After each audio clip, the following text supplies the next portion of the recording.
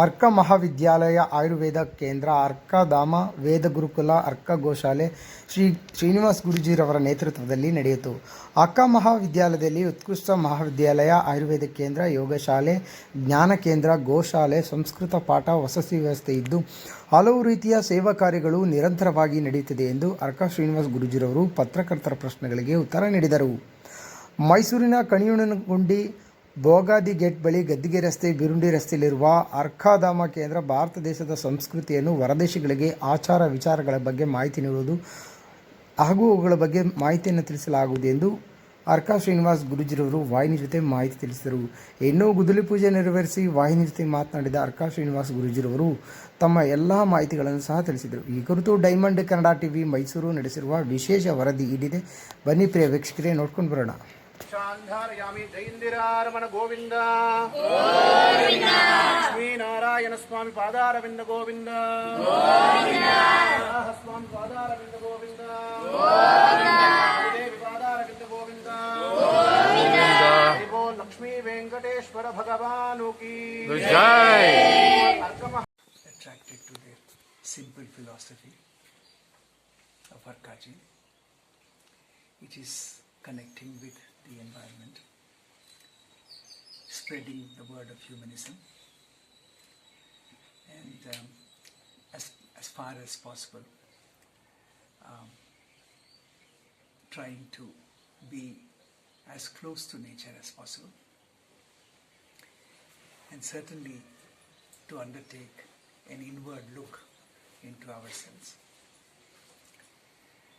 He is of the belief that for most of our own problems, it's quite possible that through meditation, through Arka Dhyanam, it is quite possible for us to reach some solutions. In other words, the questions that we carry will themselves start showing to us a way out. And coming to Arkadhama even for 4 days in this entire month before I'm going away is like battery charging, recharging. నా పేరు నాగ రవికుమార్ శర్మ. నేను మన మైసూరులోని అర్కధామ ఆశ్రమం నందు ఇక్కడ ఉన్నటువంటి లక్ష్మీ గణపతి, అర్క మహాగణపతి స్వామివారికి నిత్యము కూడా ప్రతిరోజు త్రికాల అర్చన చేస్తూ ఉన్నాను. ఇక్కడ మన శ్రీనివాస అర్క యోగి వారు చాలా విశేషమైనటువంటి తపశ్శక్తి సంపన్నులు. ఎంతో తపస్సు చేసి వారు నిరంతరం కూడా ఇక్కడ విజ్ఞాన కేంద్రంగా, ఆధ్యాత్మిక కేంద్రంగాను, మానసిక ప్రశాంతత కోసం నిత్యం యోగా ఇటువంటివి చేయిస్తూ, అదేవిధంగా ఆరోగ్య కోసం ఆయుర్వేద వైద్యశాలని ఒకటి ఏర్పాటు చేసి, అదేవిధంగా మానసిక ఉల్లాసం కోసం గోవులను అన్నింటినీ కూడా ఇక్కడ ఏర్పాటు చేసి ఆ గో సంరక్షణ చేసుకుంటూ చాలా చక్కగా వైభవపేతంగా ఈ ఆశ్రమాన్ని నడిపిస్తూ ఉన్నారు. ఇక భక్తులందరూ కూడా ఈ ఆశ్రమానికి వచ్చినట్లయితే ఇక్కడ ఉండటానికి అకామిడేషను, అదేవిధంగా భోజన సదుపాయాలు ఇక్కడ ఉన్నాయి. తెలుగు రాష్ట్రాల నుంచి ఇలా మన కర్ణాటక రాష్ట్రంలో బెంగళూరు నుంచి కానీ ఇక్కడ స్థిరపడినటువంటి వారందరూ కూడా మన మైసూరు దగ్గర ఉన్నటువంటి ఈ అర్కధామ ఆశ్రమానికి విచ్చేసి చక్కగా ఇక్కడ ఎన్నో సత్సంగాలు, అదేవిధంగా ఎన్నో మంచి కార్యక్రమాలు జరుగుతూ ఉంటాయి. గురుకులంలో వేద విద్యార్థులందరూ కూడా చక్కగా సుస్వరంతో వేదాన్ని పఠిస్తూ ఉంటారు. ఈ విధంగా ఆ వేదం యొక్క ఆ శ్రవణం చేత, అది వేదం ఎవరైతే చదువుతున్నారో దాన్ని వినటం వల్ల సకల పాపాలు పోతాయి అని చెబుతోంది వేదం. అలా వేద విద్యను అభ్యసిస్తున్నటువంటి వారిని దర్శనం చేసుకోవడం మహాభాగ్యం. ఆ విధంగా ఇక్కడ ఉండేటువంటి గోశాలలో అన్ని కలిసిపోయేటువంటి ఆవులు ఉన్నాయి. ఈ ఆవులతోటి చక్కగా మనం సమయాన్ని వెచ్చించినట్లయితే చక్కగా శ్రీకృష్ణుడు పరమాత్మ దగ్గర ఉన్నట్టుగా ఉంటుంది.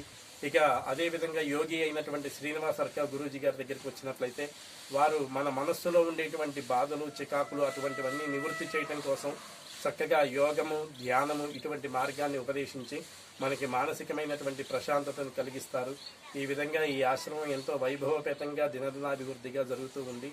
అందరూ కూడా ఇక్కడికి విచ్చేసి ఆ గురూజీ ఆశీర్వాదాలు తీసుకోగలరు. ಉತ್ಸಾಹದಿಂದಾಗಿರ್ಬೋದು ಅಥವಾ ಭಕ್ತಿ ಭಾವನೆಯಿಂದನೂ ಆಗಿರ್ಬೋದು, ಕುತೂಹಲದಿಂದನೂ ಆಗಿರ್ಬೋದು ಬರ್ತಾರೆ. ಅವ್ರಿಗೆ ಒಂದು ಸ್ವಲ್ಪ ಊಟದ ವ್ಯವಸ್ಥೆ, ಉಪಚಾರಗಳನ್ನು ಮಾಡಬೇಕು. ಅದಕ್ಕೋಸ್ಕರವಾಗಿ ಅದನ್ನು ಈ ದಿನ ಗುದ್ದಲಿ ಪೂಜೆಯನ್ನು ಮಾಡಿದ್ದಾರೆ. ಒಂದು ಸೊ ಹೀಗಾಗಿದೆ. ಮತ್ತು ಹೊಸ ದೇವಸ್ಥಾನ ಅಂತ ತಾವು ಸ್ವಲ್ಪ ಬಂದು ನೋಡಿದ್ದಾರೆ ಕೆಲವರು.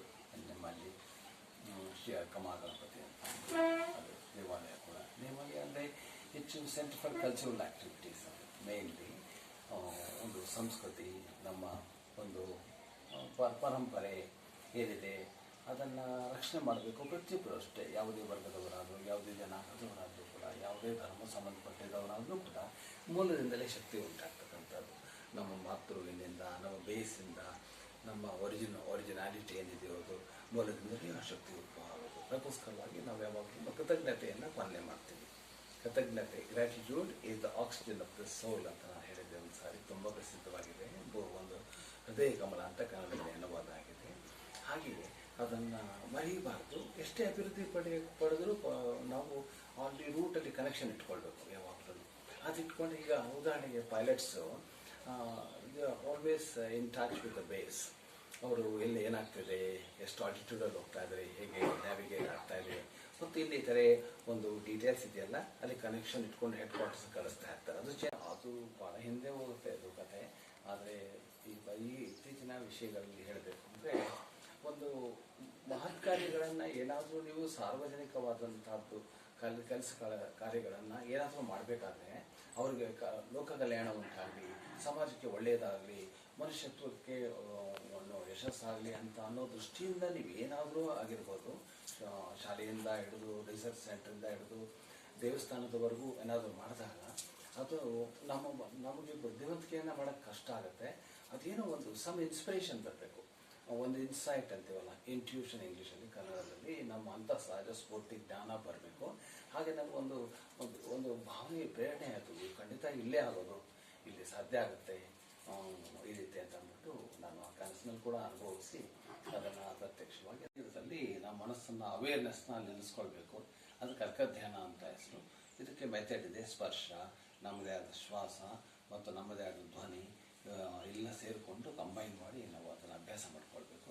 ಬೇರೆ ಬೇರೆ ಅಂಗಗಳಲ್ಲಿ ನಾವು ನಮ್ಮ ಆ ಒಂದು ಸ್ಥಿತಿಯನ್ನು ಅನುಭವಿಸ್ಬೇಕು. ಆಗ ಮನಸ್ಸಿಗೆ ಶಕ್ತಿ ಉಂಟಾಗುತ್ತೆ. ಇದು ತುಂಬ ಜನರ ಬೆನಿಫಿಟ್ ಆಗಿದೆ. ಇದು ಎಷ್ಟು ದೇಶದ ತಮ್ಮ ಪ್ರವಾಸನ ಮಾಡ್ತಿದ್ದಾರೆ ಕೊನೆಯಲ್ಲಿ?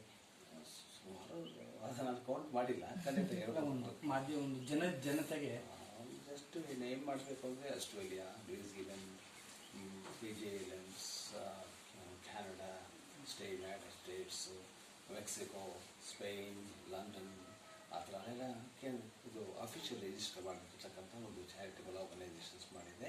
ಇಂಥ ವಿಷಯಗಳನ್ನು ವಿದೇಶದಿಂದನೂ ಈ ಧಾಮಕ್ಕೆ ಬಂದಿದ್ದಾರಾ ಅಂತ ತುಂಬ ಜನ ಬಂದು ಹೋಗ್ತಾ ಇರ್ತಾರೆ. ಮನೇನ ಇದಕ್ಕೋಸ್ಕರ ಬಂದು ಹೋದ್ರಲ್ಲ, ನಾವು ಹಾಗೆ ಬರ್ತಾ ಇರ್ತಾರೆ ಅವರೇನೆ. ಕೊನೆಯದಾಗಿ ಸರ್, ಜನತೆಗೆ ಏನು ಹೇಳಕ್ಕೆ ಇಷ್ಟ? ನಿಮ್ಮ ಅರ್ಕಧಾಮದಿಂದ ಏನು ಹೇಳ್ತಾರೆ?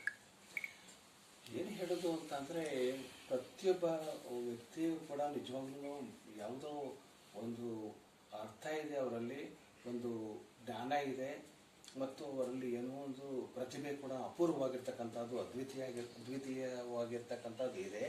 ಅದನ್ನು ಉದಾಸೀನ ಮಾಡಬಾರ್ದು. ಹೇಗೆ ಪುಷ್ಪಗಳು ಅರಳುತ್ತವೋ ಹಾಗೆ ನಾವು ಪ್ರತಿಯೊಬ್ಬರು ಅರಳಲೇಬೇಕು ಇವಲ್ಯೂಷನಲ್ಲಿ, ವಿಕಾಸದ ನಿಯಮಗಳಿಂದ. ಅದಕ್ಕೋಸ್ಕರ ನಾವೇ ಯಾರು ಬೇಕಾದ್ರೂ ನಮ್ಮನ್ನು ತಡೆಬಡಿಕೆ ಪ್ರಯತ್ನ ಪಡಲಿ ಅಭಿವೃದ್ಧಿಗೆ. ಆದರೆ ನಮಗೆ ನಾವೇ ಅಂತೂ ಬ್ಲಾಕ್ ಮಾಡ್ಕೊಳ್ಬಾರ್ದು. ನಮ್ಗೆ ಎಷ್ಟು ಸಾಧ್ಯವೋ ಅಷ್ಟು ನ್ಯಾಚುರಲಾಗಿ ಜೀವನ ಮಾಡೋಕ್ಕೆ ಶುರು ಮಾಡಿ, ನಮ್ಮಲ್ಲಿ ನಾವು ಸ್ವಲ್ಪ ಜಾಗೃತಿ ಇಟ್ಕೊಂಡು, ನಾವಲ್ಲಿ consistency the mother of success, consistency ಇರಬೇಕು. ಶ್ವಾಸ ನೋಡಿ ಕನ್ಸಿಸ್ಟೆಂಟ್ ಆಗಿದೆ ಅಲ್ವ ಯಾವಾಗಲೂ. ಹಾಗೆಯೇ ನಮ್ಮನ್ನು ಕೂಡ ಕನ್ಸಿಸ್ಟೆಂಟ್ ಆಗಿರಬೇಕು. ಒಂದು ಥಾಟ್ ಇಟ್ಕೊಂಡ್ರೆ ಇದೇ ಮಾಡಬೇಕು, ಅಲ್ಲೇ ಹೋಗಬೇಕು. ಯಾರಿಗೆ ಏನು ಅಭಿರುಚಿ ತುಂಬ ಇದೆಯೋ, ಶಾಂತಿ ಸಿಗುತ್ತೋ, ಆನಂದ ಸಿಗುತ್ತೋ ಆ ಕೆಲಸವನ್ನು ಮಾಡಬೇಕು.